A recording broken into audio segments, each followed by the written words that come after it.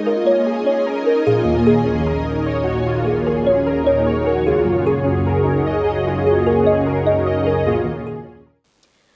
health begins with knowledge, and the more you know, the better equipped you are to make better health choices for yourself and your loved ones. I am Nerat-Dagwi, and this is Talk Health, where we bring you solid, educative, and informating conversations around health. We talk everything health.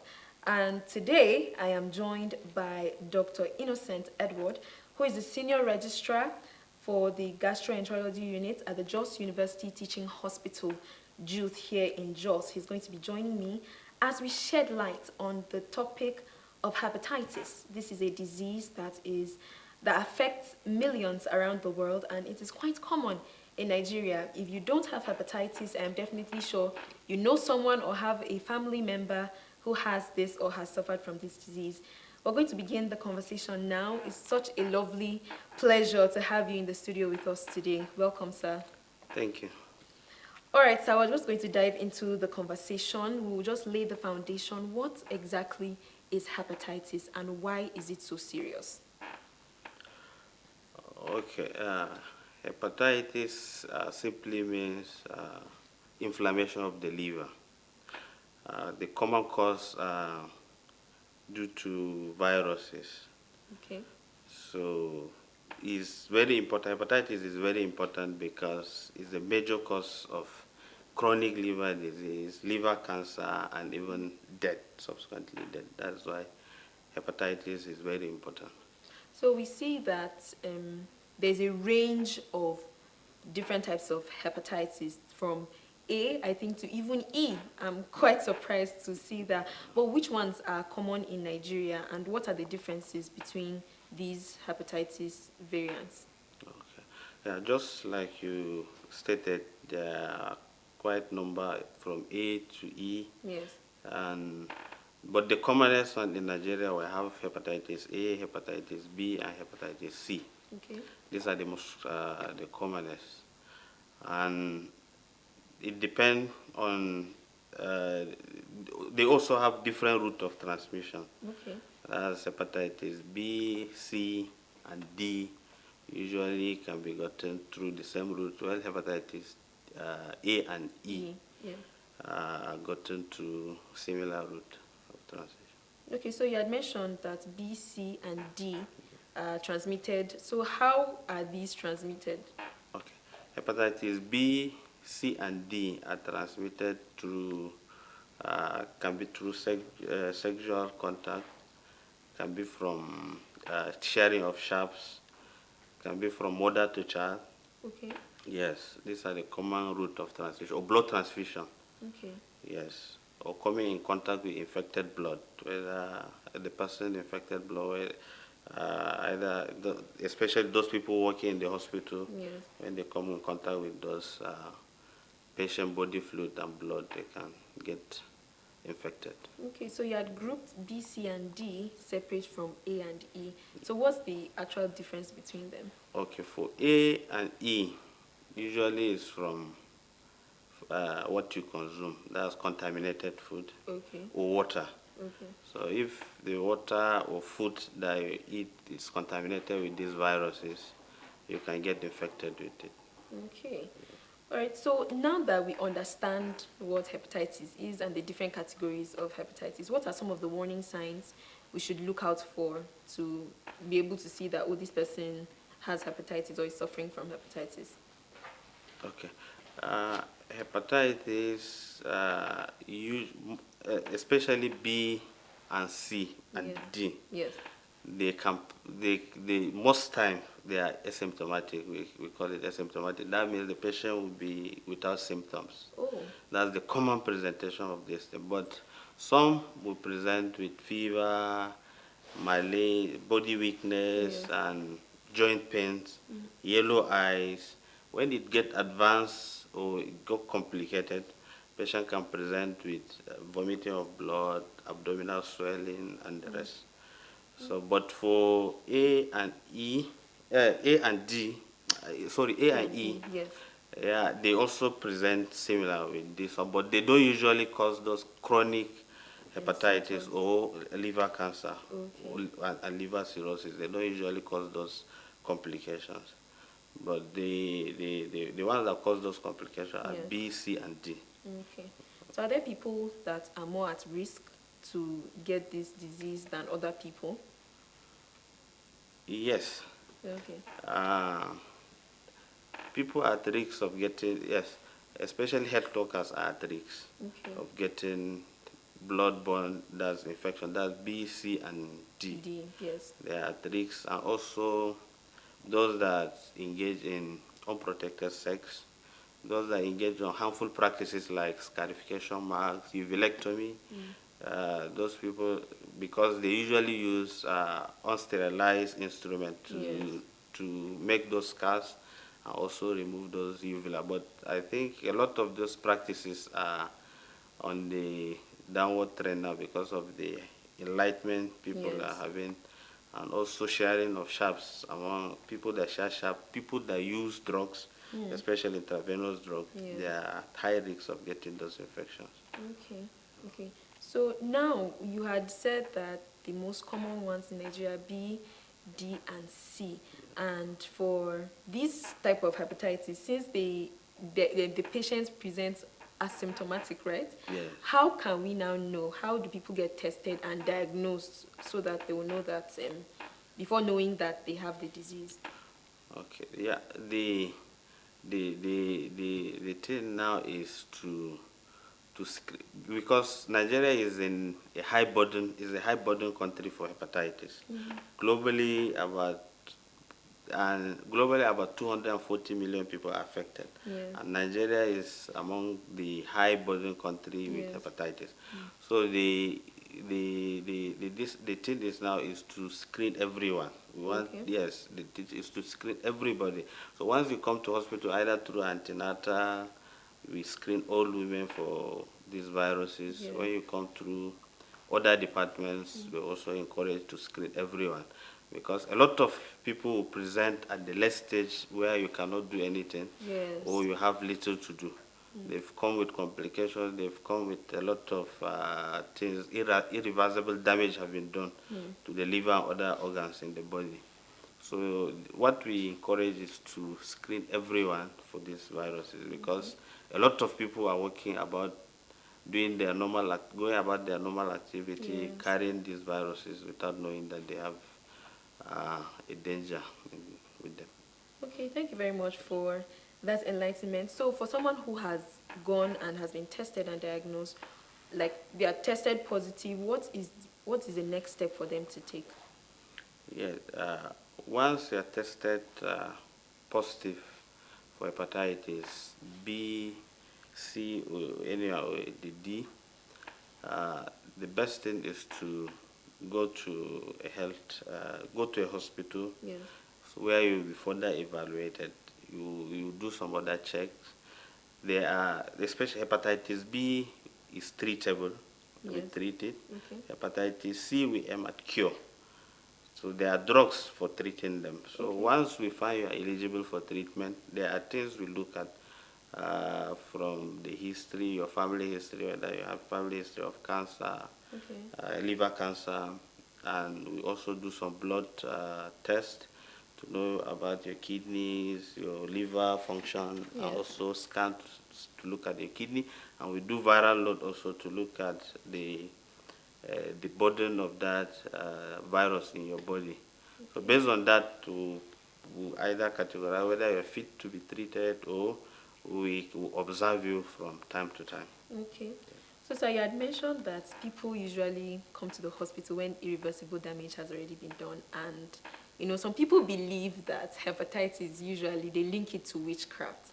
So what are some other misconceptions that you have come across, during your time treating people? Yeah. There are a lot of misconceptions out there actually concerning hepatitis, especially at the advanced stage, Yes. because those advanced stage of hepatitis, when they cause complication, they present dramatic in the hospital. Okay. You can see a patient just start vomiting blood or passing blood in the stool. So once this happens, they will associate it either with witchcraft, or Yes. some will even say there are a lot that come that they say they've been poisoned. That's why they present with those symptoms. Okay.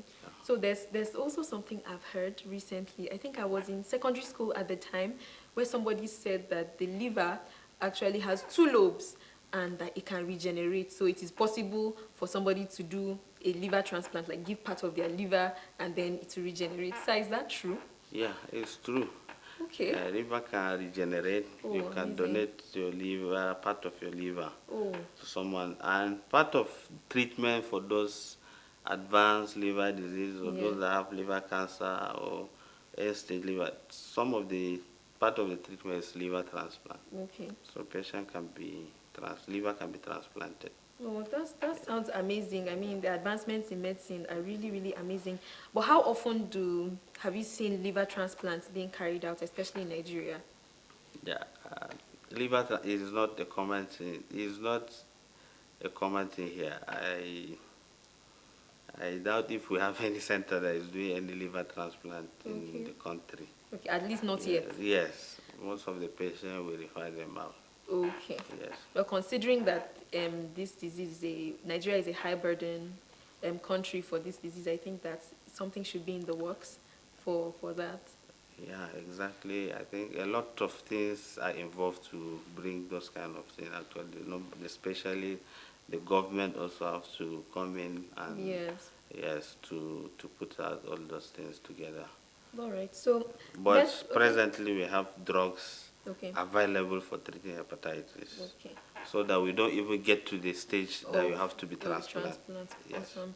That's amazing. So let's talk about alternative medicine, because I know that people actually get diagnosed and instead of receiving treatment aimed at cure at the hospital, they prefer to go towards alternative medicine. What can you say is the success rate for alternative medicine for treating this disease?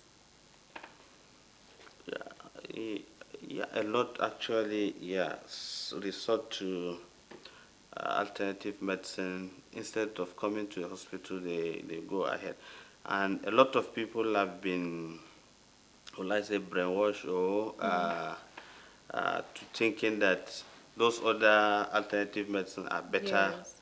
than the orthodox medicine.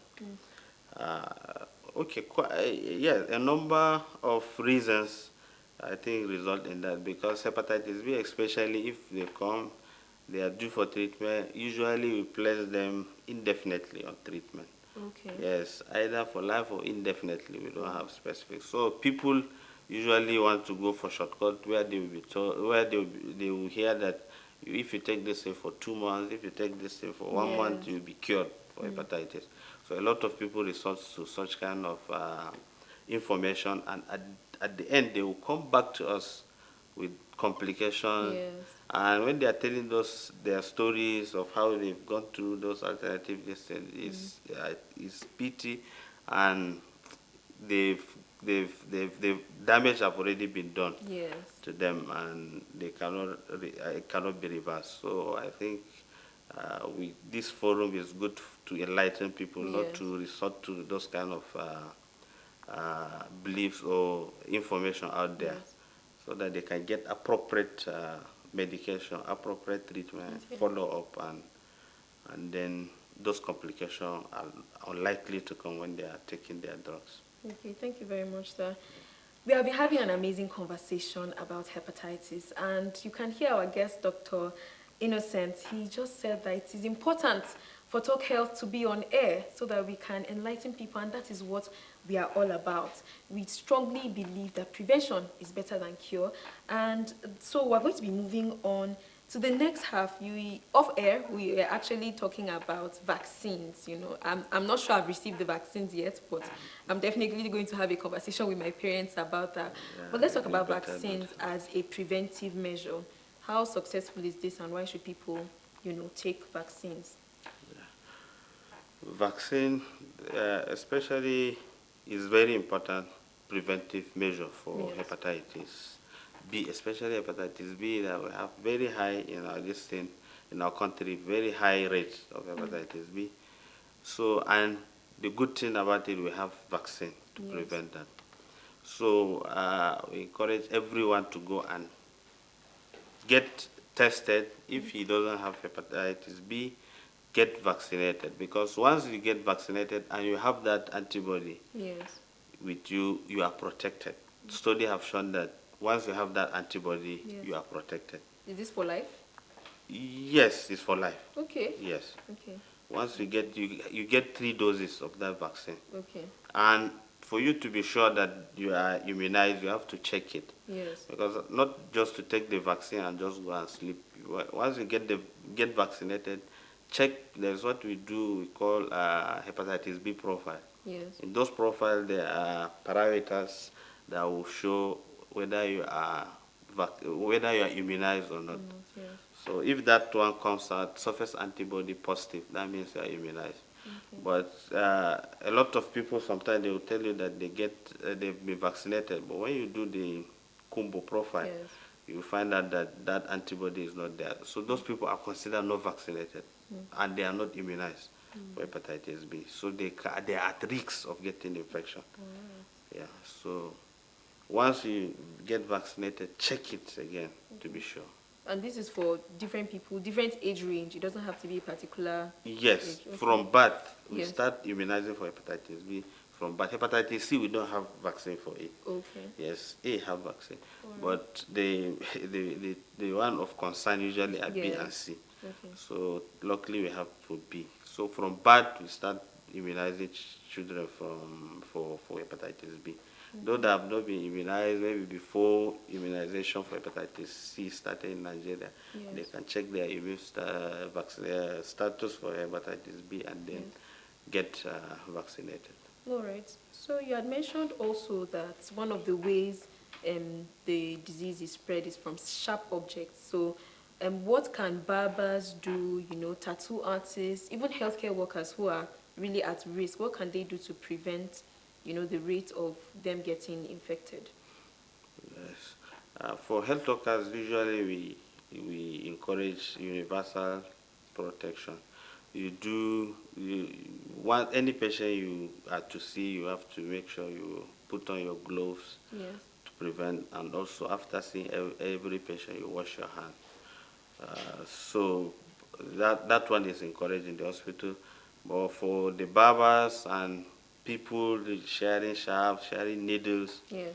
yeah, they should desist from it. Especially the barbers, for example, we encourage to use a clipper that have separate blades, or if you can sterilize or autoclave your this thing, Yes. blade Yes. from that. But in commercial barbers, those things are not practicable. So those clippers that have maybe separate blades Yes. are encouraged, so that you don't use same blade for multiple people. Yes. Because any small cut from a patient can be transmitted to, and even the barber is also at risk. So he should get tested, get vaccinated, and also observe those hygiene and then sterilize his instrument. Also, I think that people that can afford to buy their own Yes, clipper sets. if you can afford to buy, that's excellent. Wonderful, Yes. wonderful. So when we're talking about hepatitis A and E, you had mentioned that it spreads through what we eat and through water as well. And now we're in the rainy season. Does that mean that the risk for contacting hepatitis A and E is higher? Yes, usually they come in outbreak actually. Okay. Those either the E and then A. Especially those, yes, rainy season like this can predispose, especially if you are taking water from the stream. Yes. People drinking those contaminated water, they can get infected with it. And also some food, some canned food and the rest can get, yes, some refrigerated food. You can also, if they are infected, contaminated, if you eat it, you can also get infected with those viruses. Okay, so for this A and E now, what are some of the preventive measures you can take against for them? preventive measure for this, generally good hygiene. Yes, don't take contaminated water. Food hygiene also. People that are selling food should make sure that they observe food hygiene. They handle it very well. They wash their hand after Yes. going to toilet with soap and water before Definitely. handling food. And also, if you are eating, also you must also wash your hand with soap and water before eating. Also, drink safe water. Yes. Those are the ways of preventing hepatitis E and E. Oh, that's lovely. As you can see, we strongly And also believe vaccination for hepatitis A E. and E. Oh, E. okay, for hepatitis E. A. Okay, Yes. hepatitis A. Thank you very much. As you can see, we strongly believe that prevention is better than cure, and you have the power to prevent more than you think you can. Please practice good hygiene. So, sir, have you seen situations where people have been stigmatized because of this disease? Sure, yeah. A lot have been.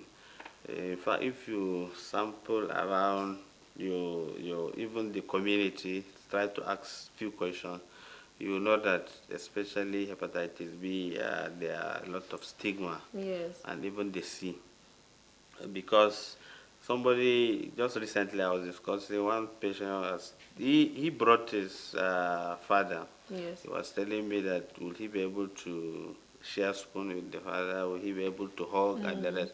So you see that he will not do that because he's afraid of Of being, contaminate, yes. getting infected. But I Yes. was telling him all those things are not problem. You can hug, you can eat together.